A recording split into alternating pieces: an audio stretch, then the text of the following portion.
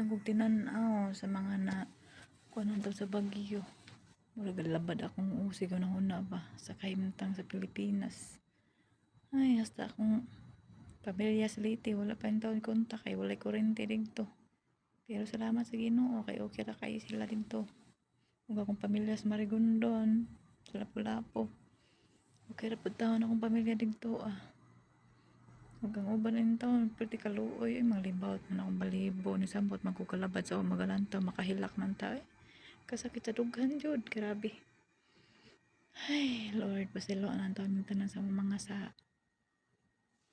Ay, pero dako kay pasalamat kay wala na unsay taon akong mga pamilya. Nalipdan taon nimo Lord. Daghan kay salamat. Pero wala pa jud naguol pa jud ko kay wala pa may nakontak sa akong pamilya sa Salete. Kay wala may kuryente dito. Ug daghan kay salamat Lord God. Ug hinaot dili na unta mausab pa ang bagyo, wala na untay trahedya. Di na unta ganahan mula nagbalik ani kay ay sakit sa dughan ning naay trahedya unya layo kay taw eh. Ay ta jud as in.